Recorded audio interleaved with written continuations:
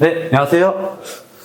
다크맨입니다. 네, 오늘은 오징어 게임 2를 나오는 시점에 불구하고 오징어 게임을 직접 움직일 수는 없어요. 그래서 우리의 걸맞는 밸런스 게임을 생각을 했었거든요. 그래서 이커머스계에서 우리가 어떤 생각이 다 갖고 있을 텐데 저도 많이 기대가 좀 됩니다. 대표님들 모시고 어떤 생각을 갖고 있는지 그 의견을 한번 들어보고 싶고, 여러분도 이걸 시청하시면서 내가 어떤 사업 방향성을 진행하고 있는지, 그 방향성에 맞춰서 내가 잘하고 있는지에 대해서 판단을 할 수 있는 그 영상이라고 보시면 될 것 같습니다. 그래서 편하게 콘텐츠를 시청해주시면 될 것 같습니다. 자, 그래서 밸런스 시작합니다. 무료 강의 유튜브 vs 유료 강의. 네, 저는 유료 강의를 추천해요. 저는 처음에 시작할 때부터 유료 강의를 들었어요. 처음에는 이쪽 계통이 이렇게 어려울 줄 몰랐어요. 이게 정말 아무것도 모르고 처음에 시작을 했다가 제가 매출의 한계가 왔죠. 아무것도 모르는 상태에서 매출의 한계가 와서 찾았어요. 유료 강의 해주시는 분. 그랬더니 제가 뭘 잘못하고 있는지 알게 되니까 그게 확실히 도움이 되더라고요. 그리고 처음부터, 왜냐하면 이렇게 무료 강의 자체가 엑기스가 적어요. 무료 강의다 보니까 정말 디테일하게 가르쳐주지 않으니까 내가 한계에 부딪혔을 때 헤쳐나갈 수가 없더라고요. 그래서 이게 만약에 처음 시작할 때 차라리 처음부터 유료 강의를 듣고 처음부터 깊게 중요한 부분부터 강의를 듣고 만약에 접근을 하게 되면 더 빠른 시간에 성장할 수가 있게 되는 거죠. 왜냐면 헤매니까. 무료 강의만 듣다가 헤매고, 이 무료 강의 들었는데 안 됐어. 그럼 또 다른 무료 강의 또 들어. 그러면 시간만 버리게 되니까 차라리 제대로 된 유료 강의를 듣고 시작하는 게 시간적으로도 단축이 되고 나도 빨리 성장하고. 그래서 저는 유료 강의. 저도 무료 강의랑 유튜브가 있고, 유료 강의를 보면은 저도 유료 강의 했던 것 같아요. 유튜브를 했었어요. 유튜브를 했는데 6개월 동안 매출 빵원이에요. 났는데 매출 났어도 반품이 들어가지고 오히려 더 마이너스가 되는 게 됐었죠. 재고가 떠나가지고. 맞아. 근데 이제 다시 유료 강의를 하겠대. 근데 그때 당시에는 유료 강의가 없었어요. 아, 유료 강의 없었어요? 유튜브도 많이 퍼지지 않았고, 이커머스가 뭐 이렇게 돈 번다, 쇼핑몰이다, 그런 것만 나왔지. 지금처럼 뭐 그로스가 어떻게 돈 버는 이렇게 해서 상품 소싱하는 방법, 이런 게 다 어딨어. 이런 거 없었어요. 코로나 초기만 해도. 그래서 유료 강의 처음 열렸을 때 그때 10만 원이었거든요. 단돈 10만 원이어도 그거를 신청해서 들으니까 확실히 다르더라고요. 훨씬 다르죠. 네, 그래서 물론 이제 유튜브로만 짜자자자 정보를 다 수집해서 무료 강의만 듣고 그렇게만 혼자 독학하는 사람이 있으면 좋은데, 네, 돈을 쓰고 시간 절약할 수 있잖아요. 그 치트키라고 해야 되나? 그래서 저는 유료 강의가 더 낫지 않나, 네, 저는 싶습니다. 사실 저도 유료예요. 무료 강의는 애초에 자세히 알려주지 않잖아요. 그리고 또 찾아야 되잖아요. A 키워드로 검색하면 안 나오는데 B 키워드로 검색하면 나올 수도 있고. 근데 그 키워드 뜻을 몰라. 그럼 의미가 있어요? 없지. 그런 거니까 저도 유료가 맞지 않나 생각합니다. 저는 돈 좀 내고 제대로 배워서 활용하자. 그랬으면 합니다. 다음, 네이버 vs 쿠팡. 저는 네이버. 왜냐면 쿠팡은 정상이 너무 늦어요. 달 단위로 넘어가잖아요. 그러니까 돈을 갖고 놀아야 되는데 돈을 갖고 놀 수 없게 해놨어요, 쿠팡은. 그리고 얘네는 또 광고로 먹고 살잖아요. 그러니까 광고를 해야 상품이 팔리잖아요. 뭐야, 쿠팡에서요? 네. 그러니까 안 해도 팔리긴 하는데 그게 너무 힘들어요. 그리고 또 반품이 참 쉽잖아요, 쿠팡이. 그냥 버튼 하나 누르면 반품하면 돼. 그래서 반품 잘 좀 막을 자신 없으면 그냥 네이버를 하는 게 맞지 않나 생각이 듭니다. 네이버가 수수료도 적고 정산도 그나마 빠르고, 그 다음에 좀 지켜야 될 규칙만 지키면 잘 해주는 편이잖아요. 저는 그렇게 생각합니다. 저는 매출 비중 보면 네이버랑 쿠팡이랑 비슷했어요. 비슷한데 쿠팡은 진짜 반품 너무 자유로워요. 저는 셀러로서, 그러니까 네이버는 셀러 편인 것 같고 느낌에 네이버 셀러 편. 쿠팡은 소비자 편인 것 같고 그러다 보니 네이버가 더 마음에 가고, 지금은 쿠팡보다 네이버에서 더 매출이 잘 나오는 편이고. 네. 남들은 네이버가 어렵다고 하는데 저는 그냥 네이버가 마음도 편하고 그런 것 같아요. 저는 네이버가 더 좋아요. 두 분은 네이버인데 저는 쿠팡이에요. 네, 두 분은 제 생각이 다르거든요. 저는 네이버는 상품 순위별이잖아요. 그러면은 약간 고여있는 그 셀러분들 위주로 많이 판매할 수 있게 노출된단 말이에요. 리뷰도 많고 구매 건수가 많고 하면은, 그러면은 신규 셀러분들이 이제 네이버를 스마트 스토어로 상품 업로드했을 때는 거의 맨 끝 페이지에 있어요. 광고를 써도 리뷰가 거의 없으니까 돈이 어디 있어. 돈 쓰려면 또 가구매나 뭐 이런 거 리뷰 작업하려면 또 돈 많이 써야 돼서 힘들고 해서 네이버는 시간도 많이 걸리고 돈도 벌기 힘든데, 쿠팡 같은 경우는 바로 신규 셀러가 들어와도 어차피 우리 쿠팡 들어가면 다 같이 다르단 말이에요. 순위별이 아니고 AI가 다 쭉 이렇게 로직이 돌기 때문에 더 편하게 좀 돈을 벌 수가 있다. 그리고 쿠팡 같은 경우는 풀피먼트 같은 게 좀 있어가지고 외래 그로스 같은 경우를 했을 때 내가 상품을 입고를 하면은 알아서 쿠팡이 알아서 다 해주고, 물론 정상 같은 경우는 좀 어렵긴 하지만 한 번 이 시스템을 길들이면은 그걸 벗어나기가 힘들더라고요. 그래서 정상만 좀 감안하면은 난 쿠팡이 더 편하지 않나. 네. 전 쿠팡이라고 생각합니다. 다음 닭등 vs 한 개만 소싱. 이거는 좀 갈려요. 그러니까 내가 초반부에 딱 들어왔어요. 그러면 닭등이 맞아요. 뭐가 팔릴지 내가 어떻게 알아요? 뭐가 팔릴지 모르니까 일단 올려요. 올리면 안 되는 거 빼고 전부 다. 그 중에 이제 반응이 오는 게 슬금슬금 보일 거 알겠죠? 이제 그러면 그물을 좁혀나가 쫙 펼쳐가지고 일단 놔요.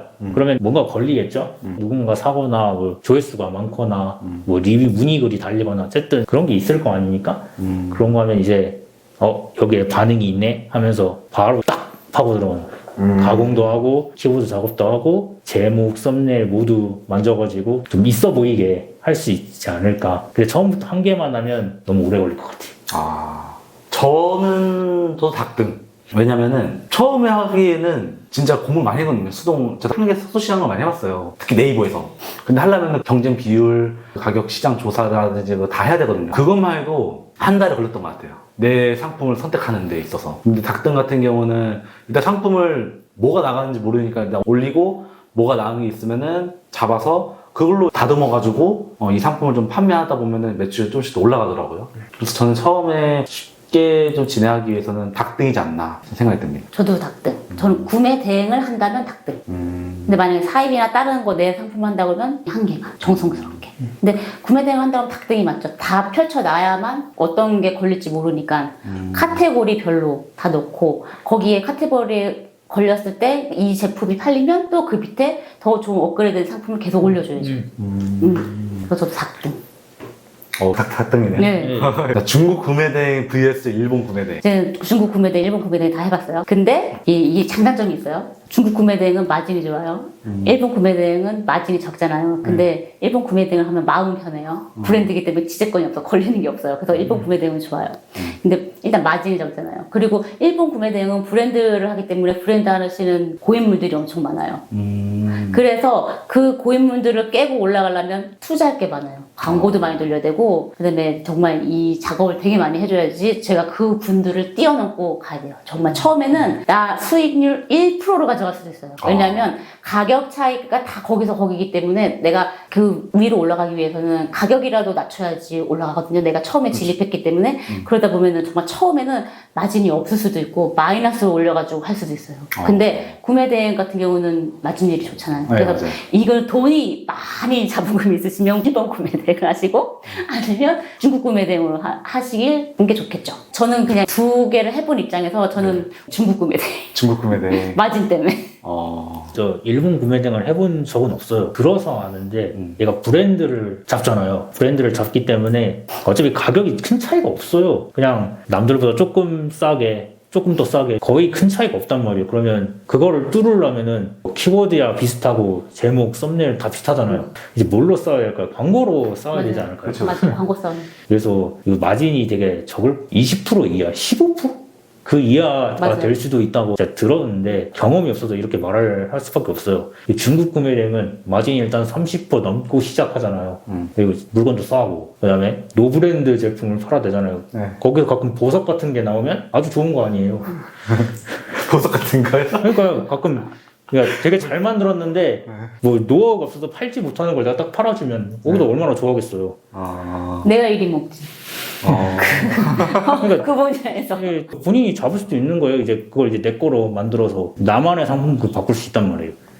그러니까 나갈 수 있는 길이 많잖아요. 근데 일본 구매 대행은 그냥 브랜드 하나 잡고 팔아야지 이거 같아요. 약간. 좀 처음에 시작하기에는 힘들 수 있다. 왜냐하면 고수들이 너무 많아요. 맞아요. 그걸 다 뚫어내야 되는데 쉽지 않죠.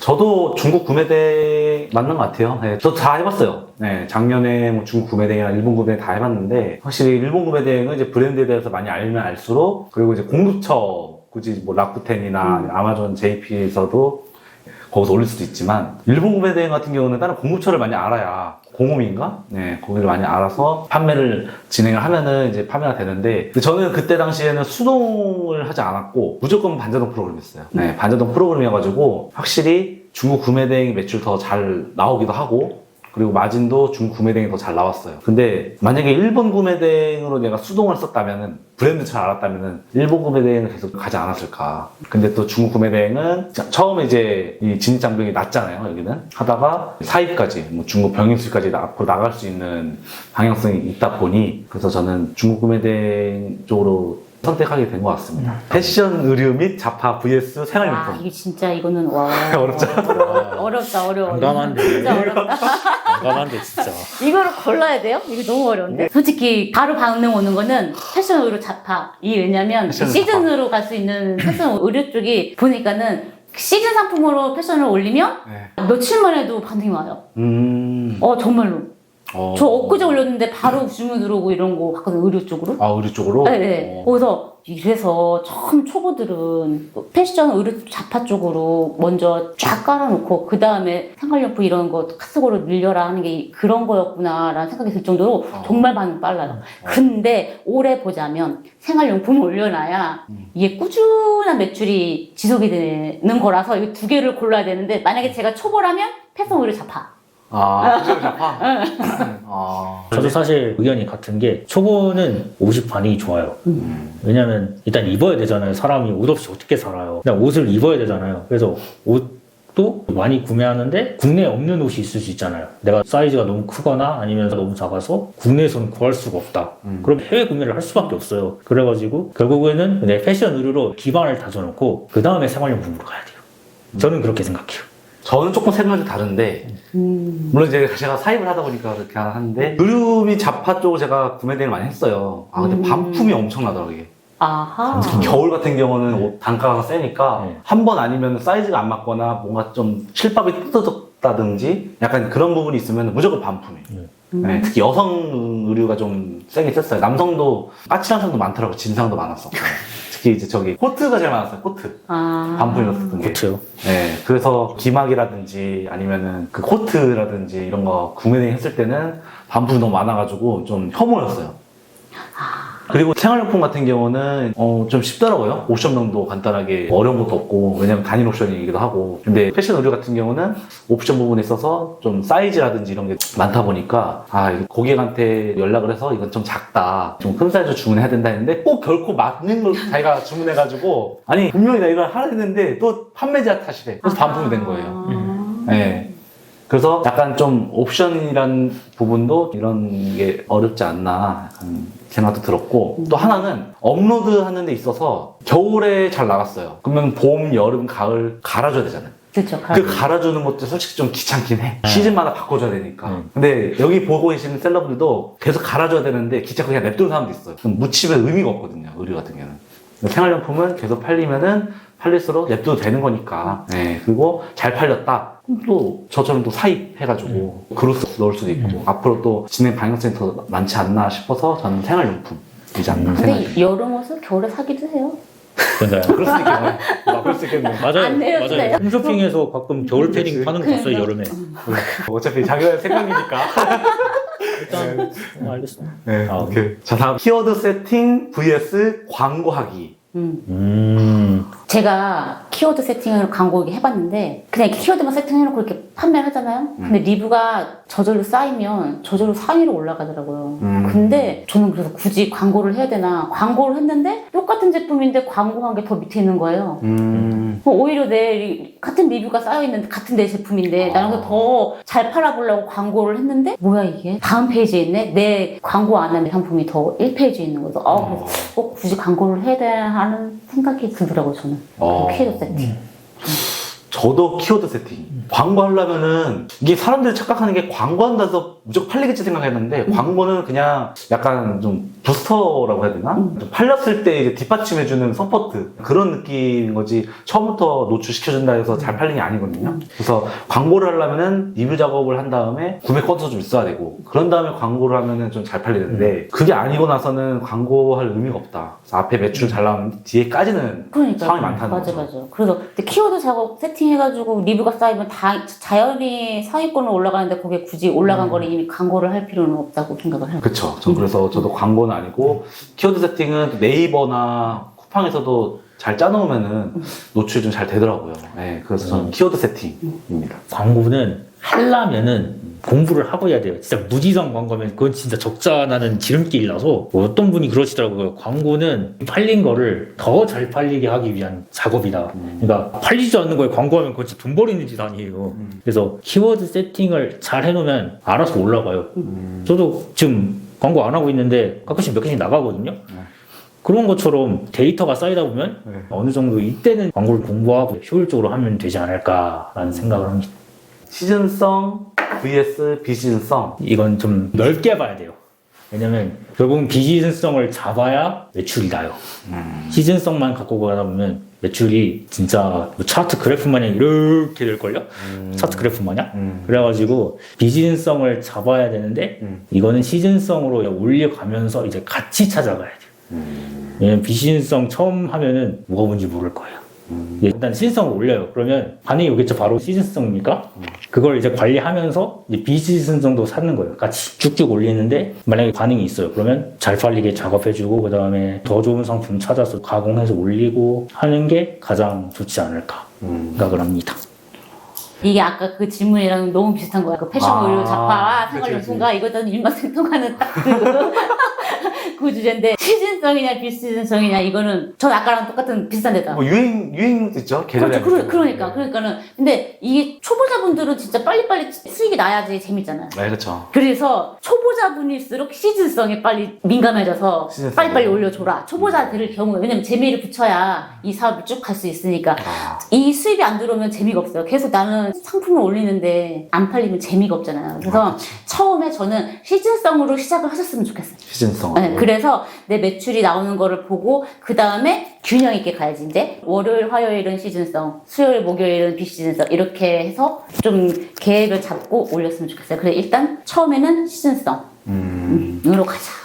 저도 두 분 말했던 거와 거의 같은 생각이 나왔어요. 저도 시즌성 상품을 올리다 보면은 어느새 또 이제 팔리다 보면 재밌으니까 비시즌성도 어떻게 또 넓게 포괄도 찾게 되더라고요. 그래서 시즌성부터 찾게 되면은 알아서 그 꼬리 물듯이 이제 비시즌성도 찾게 된다. 네, 그러면은 시즌성 매출이랑 비시즌성 매출이 딱 합쳐놨다면은 올라가겠죠. 네, 근데 이제 비시즌성 먼저 하다 보면은 지치죠. 판매가 안 되니까. 물론 나중에 보면은 그때 터진다 생각하겠죠, 자신은. 근데 언제 터질지 몰라. 근데 시즌성은 보이니까 우리한테. 맞아. 그래서 시즌성 선택하지 않았나 싶습니다. 부업 vs 본업. 저는 이거를 부업을 해본 적이 없어요. 처음부터 저는 본업이었어요. 직장 안 다녔어요? 바로 본업이? 네. 저는 직장을 다니면서 네. 저는 언니랑 같이 사업을 했어요. 근데 이 가족이랑 이거는 못 해먹겠다. 그래가지고 저는 나올 각오를 하고 구매 대행을 하겠다 하고 저는 시뮬레이션 한 달 동안 다 돌려보고 저희 셀러픽 저는 이용하거든요. 이런 식으로 나에게 상품이 오는구나 다 돌려보고 괜찮구나 하고서 바로 때려쳤어요. 그러고서 바로 시작을 했어요.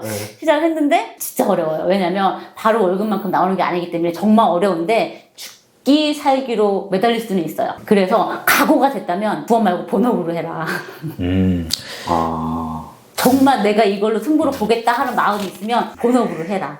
저는 사실 반대 입장이거든요. 저는 본업을 해본 적이 없어요. 그래서 저는 오로지 부업이거든요. 그래서 부업의 장점은 고정 매출이 있잖아요. 그지? 그게 고정 매출이 있기 때문에 그게 단점이 된다고. 그게 좀 안심이 되거든요. 그래서 단점이 된다고요. 막 말씀하신 대로 맞긴 해요. 그 고정 매출이 있으니까 난 고정 매출이 있으니까 좀 서렁서렁 해도 되겠지? 라는 생각을 가지게 되긴 해요. 근데 본업 잘못 건드렸다가 이제 빚더미 쌓이면 그건 진짜 답이 없기 때문에 그래서 맞지. 처음에 부업으로 일단 시작하는 게 맞지 않나 생각을 합니다. 성향인 것 같아. 저도 부업이 난 것 같아요. 그래요? 왜냐면은, 저는 알바하면서 이제 이 사업을 해서 했지만, 네.